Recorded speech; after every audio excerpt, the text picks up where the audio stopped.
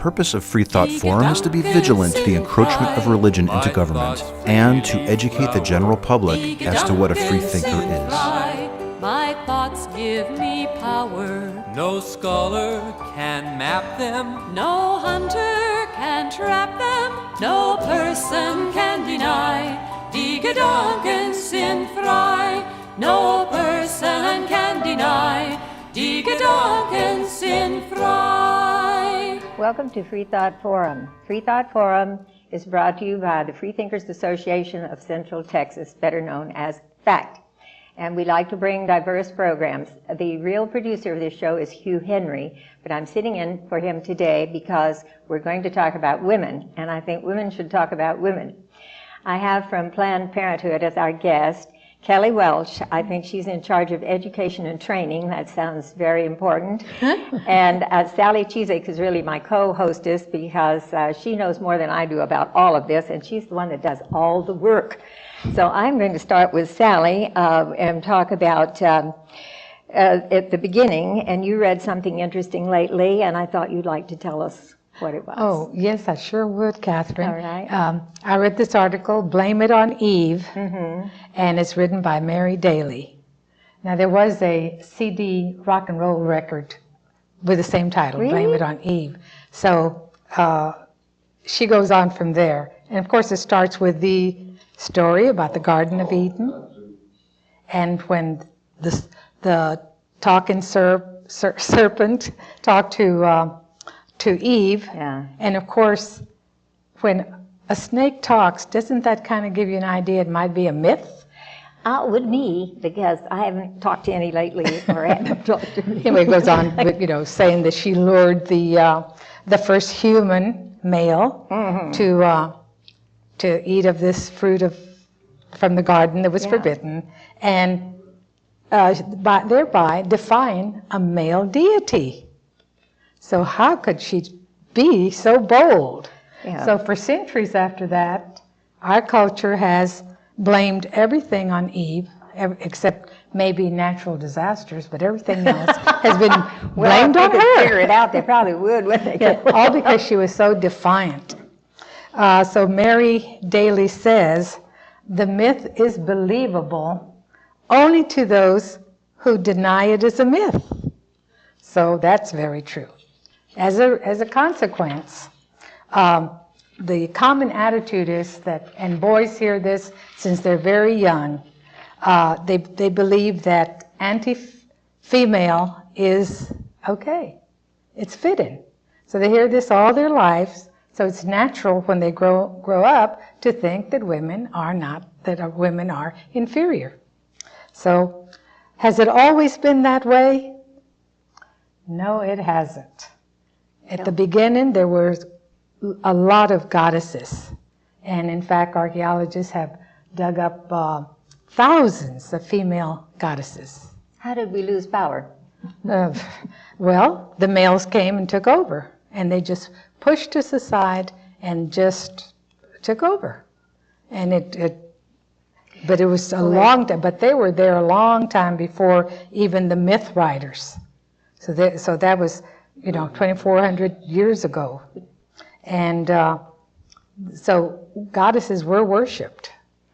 And in history there are a lot of matriarchal societies where it was mainly women who were passing on the rights and power. And exactly. Too bad that you didn't hang on to that. Yeah. The oldest figure that they have found, archaeologists have found, is of a female figure. So. You mean a goddess? Yes, a goddess, thing. right. How do they know? I mean, how do they know it's a goddess? they have hips, and they know that they worship them sometimes. Archaeology is an area that I'm definitely interested in, and they can tell that it's in a place of pregnant, and so you'll see kind of the rough form of a pregnant body and breasts, and you can tell, given the location of where they find the artifacts, whether or not they were important. Sometimes they'll be found in the temples, and they'll kind of know from that, sort of infer that they were worshipped. Well, I suppose that men then you could say are jealous of the ability to bear children. They've never quite got, I don't know why they'd want to do it. Please, be my guest. They can take that job. I think, but could that be part of it? I mean, we worship women because they were the givers of life. I mean, I think that's a very good point. Before they figured out that spermatozoa had something to do with it, I don't know. I'm not. I'm a little dim on that, but.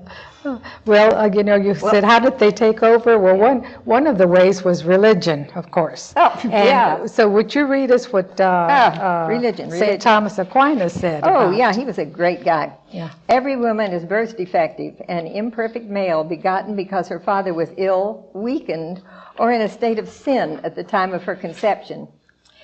Okay, that's certainly... That's the attitude right there. And sure. then what did but now you're Clement say? Oh, the quote from Clement of Alexandria, every woman ought to be filled with shame at the thought that she is a woman.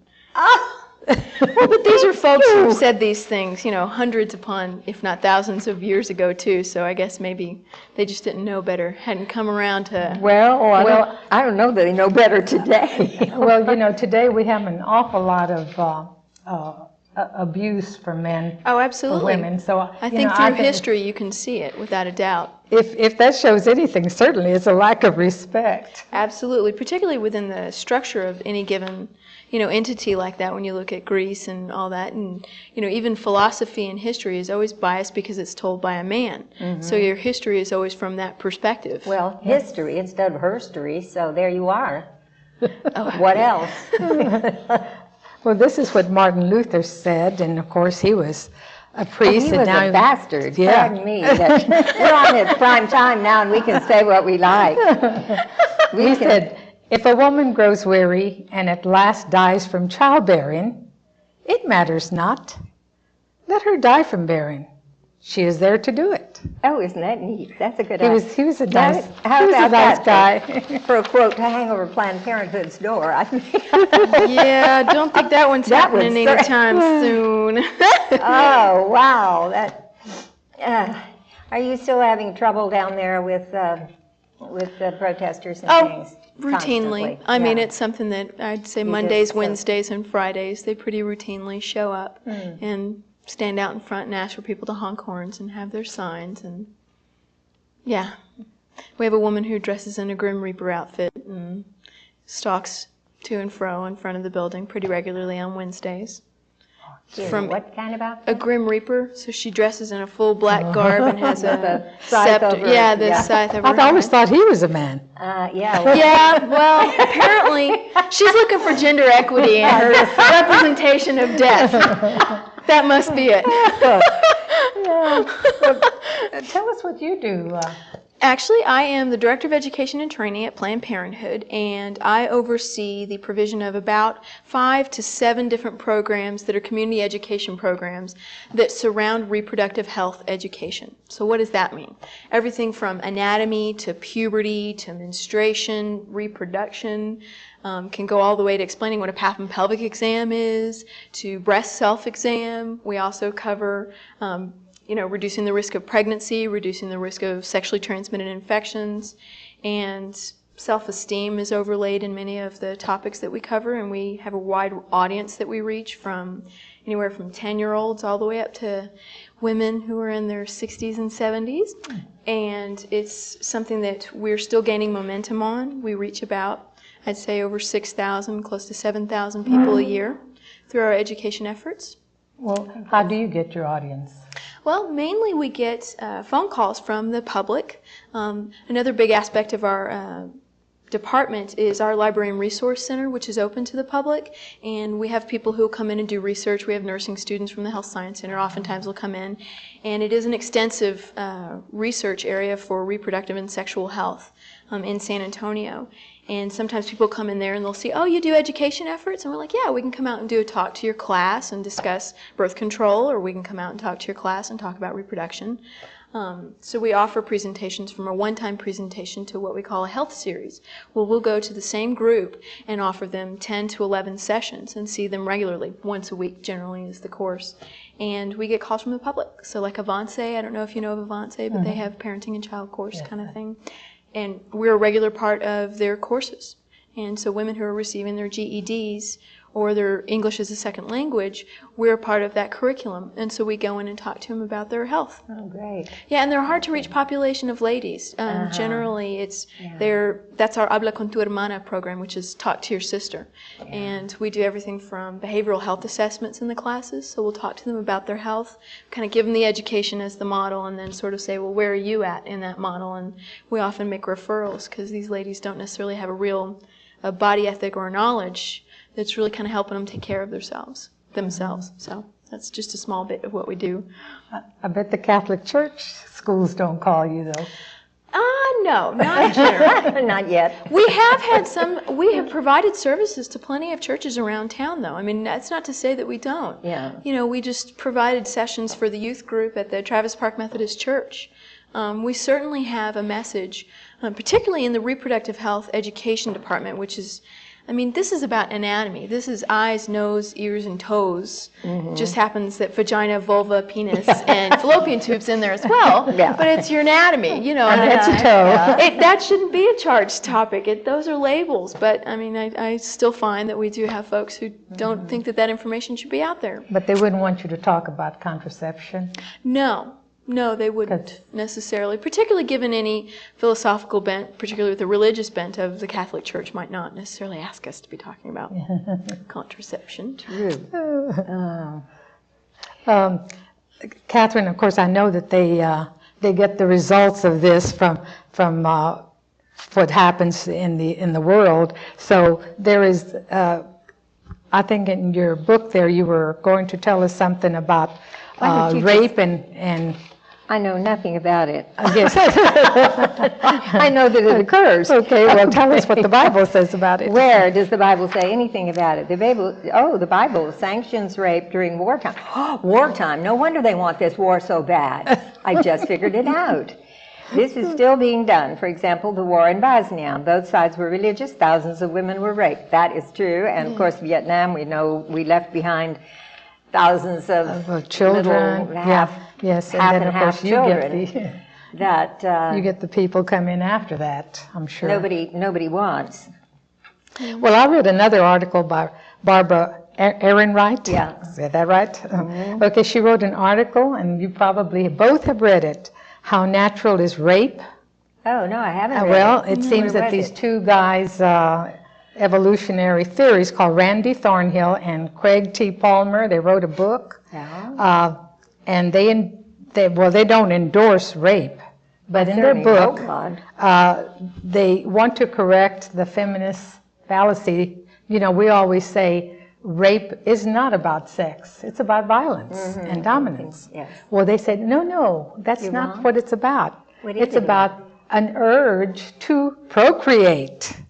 Oh. With an 80-year-old woman, for instance? With 80-year-olds who've been raped. That's right, with wearing flannel nightgowns like I do. I'll have to send them to you. They've got to learn about this. Well, they also say that since it's really about sex, they would urge young girls to watch how they dress.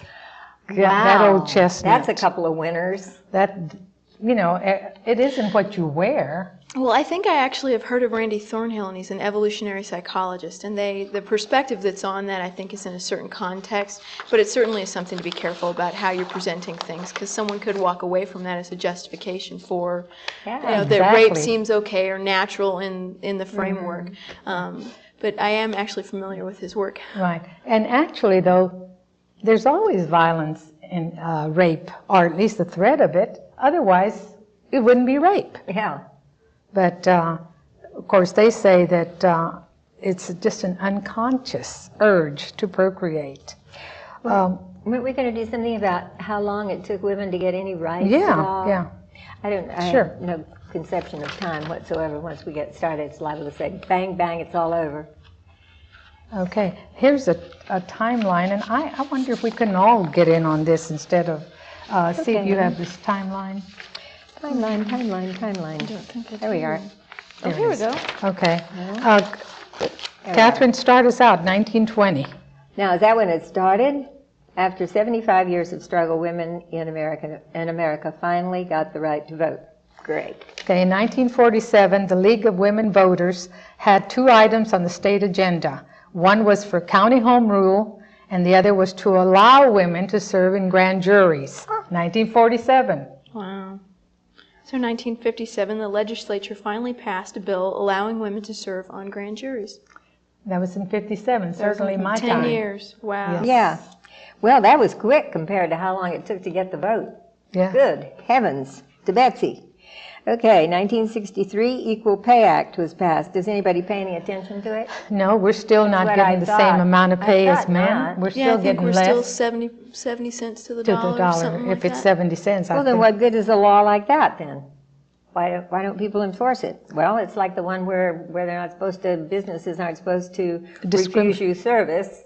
And just And- recently, we had our president was Yeah. refused some service. He may tell us about that sometime. Mm-hmm. 1964, employment discrimination based on race or sex was barred by Title VII of Civil Rights Act.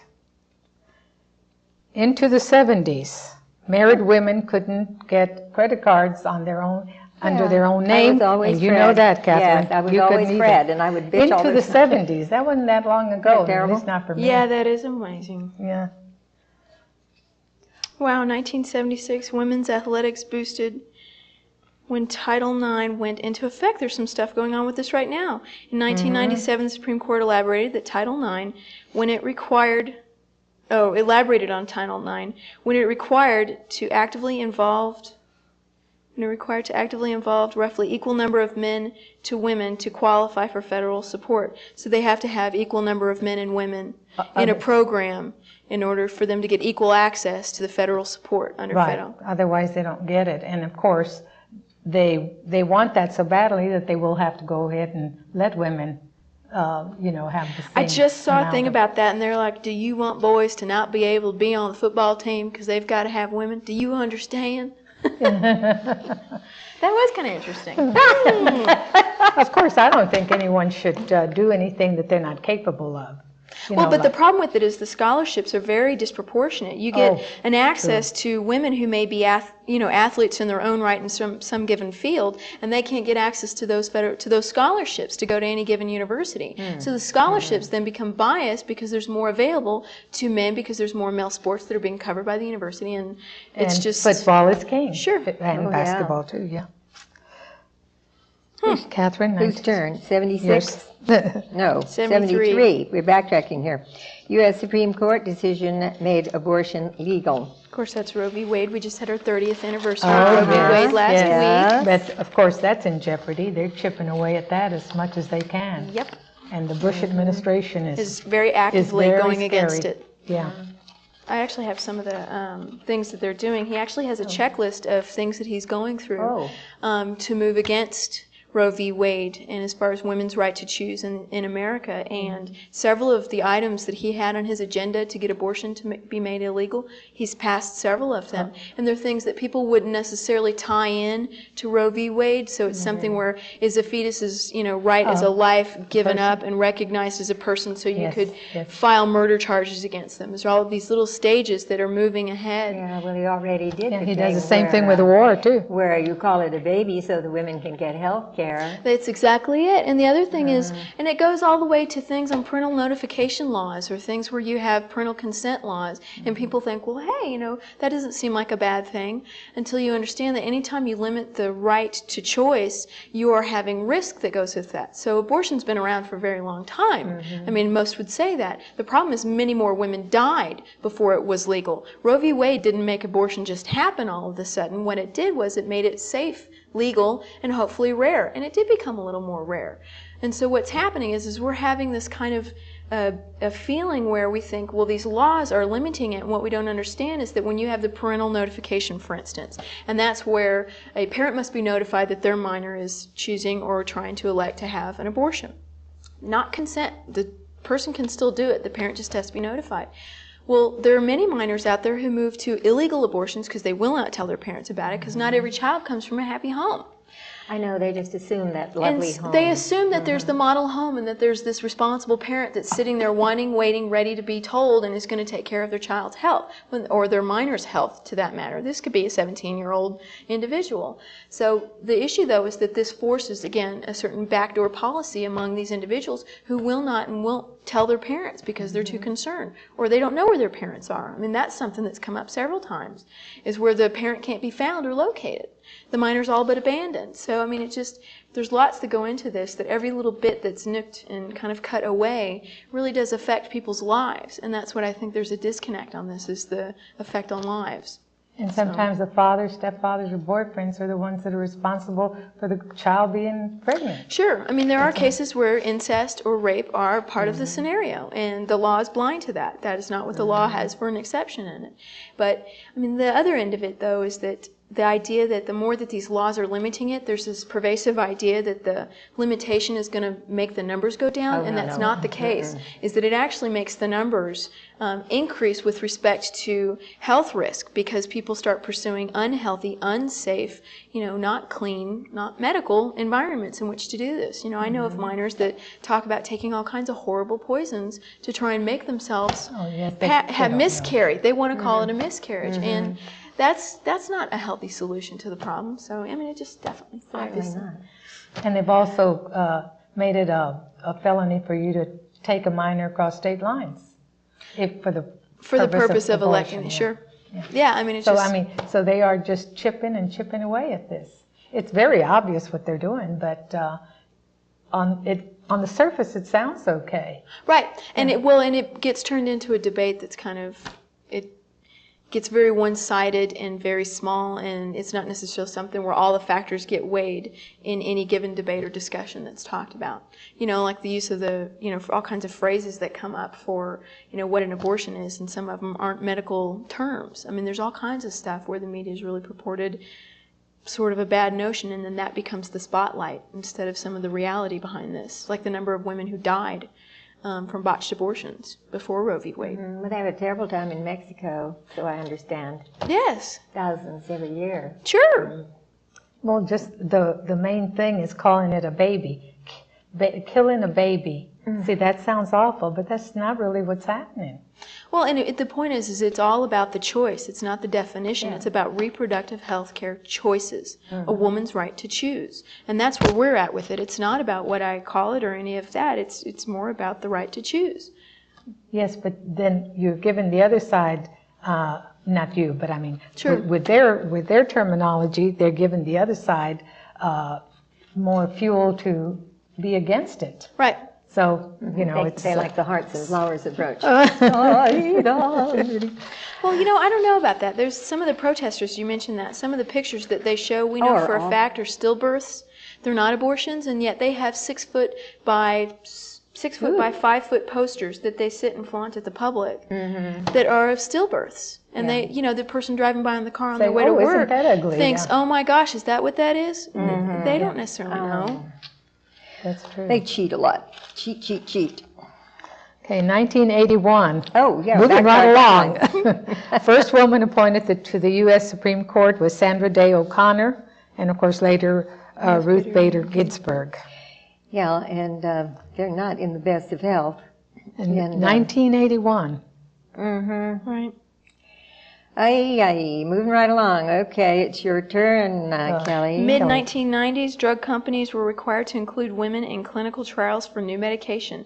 This is huge, the lack of parity in research for women in the models that they have, and how women's physiology is just different, and that they didn't have them as includables, and they affect them completely different. That is a really big deal. That's a bias in just in medicine all around. Well, toss that little thing out about the Viagra.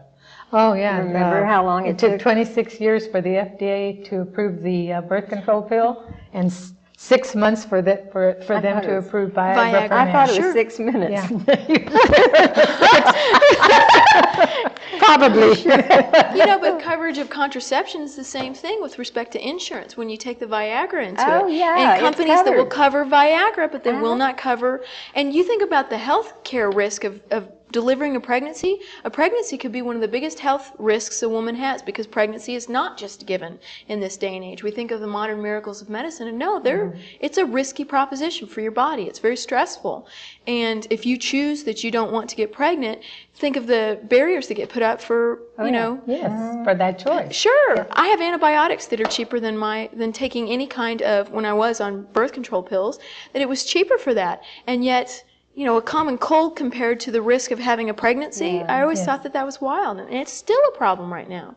And it's probably really a problem for young girls. Well, for young girls or married women, who cares who it is? When you've got a third of San Antonio doesn't have health insurance, it's not just the young girls that are having this issue. I mean, what about a family who does want to reduce their family size, or doesn't, has their 6th, 7th child, and they don't want their 8th, 9th, or 10th?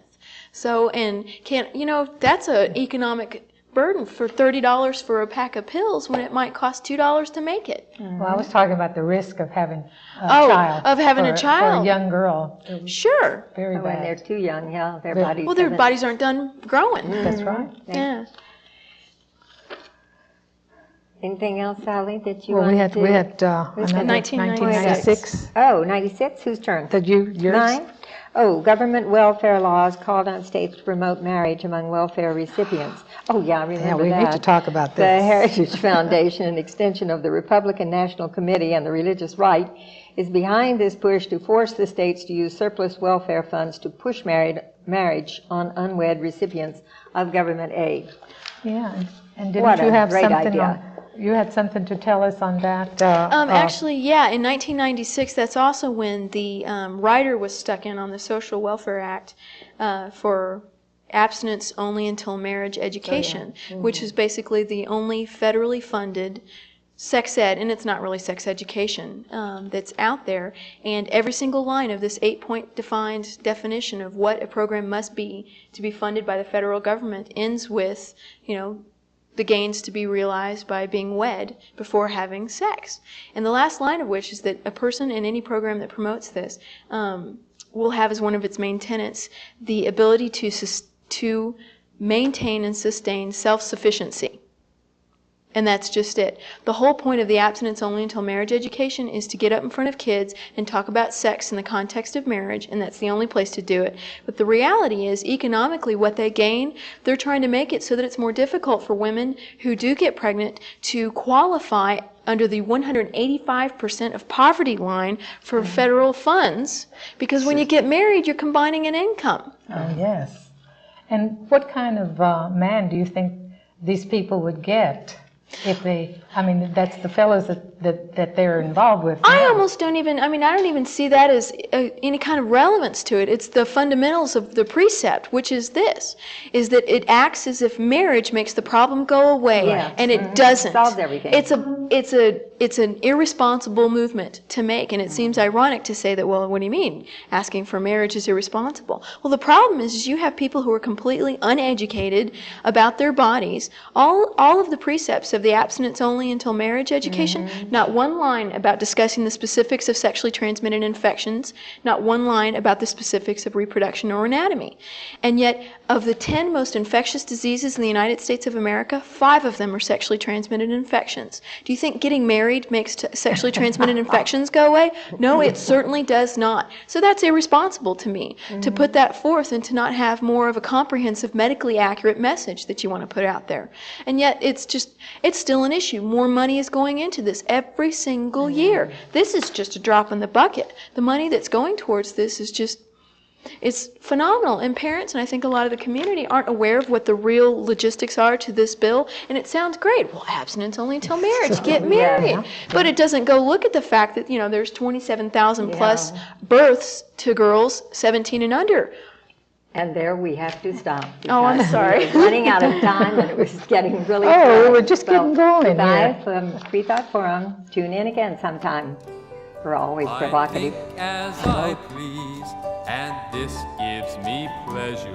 My conscience decrees, this right I must treasure. My thoughts will not cater To duke or dictator, no person can deny. Dig-a-dog